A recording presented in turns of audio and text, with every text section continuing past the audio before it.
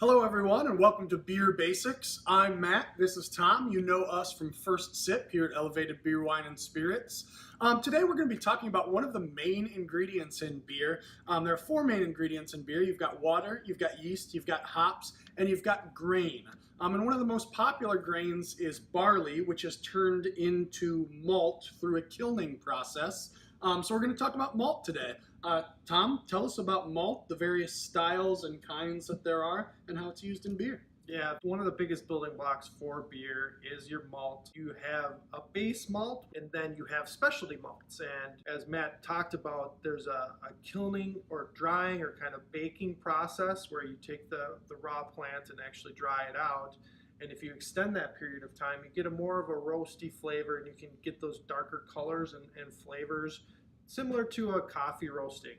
So here we have C40, caramel or crystal 40. The 40 really refers to where it falls on the spectrum of roasted. So 40 is a little bit lower. It'll go all the way up to like 120 plus, and that roastiness will actually impart some of the color. Okay. So you have these type of specialty malts as well as some other plants. You have rye, you have oat, and even more, get more creative with wheat. And there's lots of different ways to go about that. But those are the basics, and then how long you actually kiln or dry that and how you do that can produce these different darker malts. And then you can kind of layer them in as a brewer. So Tom, how and when is malt used by a brewer in the brewing process? Sure. Malt is used right up front. They're going to take the raw material and actually mill that to a more utilizable format, just breaking it down a little bit.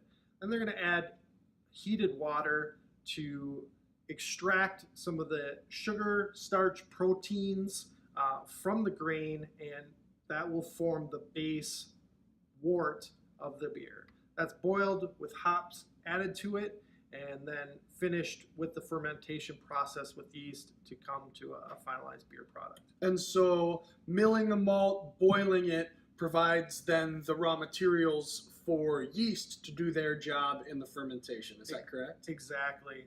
Depending on what the brewer uses with these different malts, they can affect the obviously the flavor, but the mouthfeel, the color.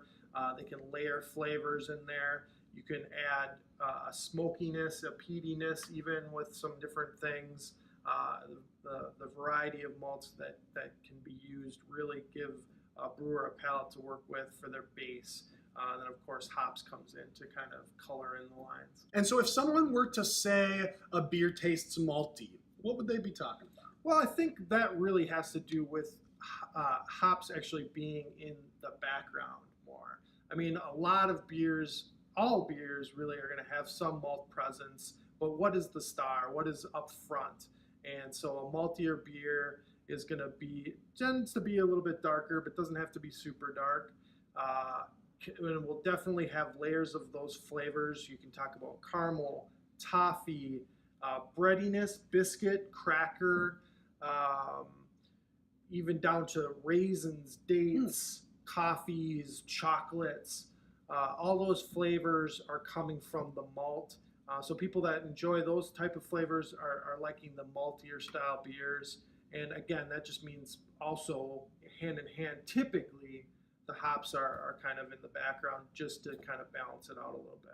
Excellent. Well, thank you for joining us as we've talked about one of the main building blocks in beer, malt, in the form of malted barley. Cheers.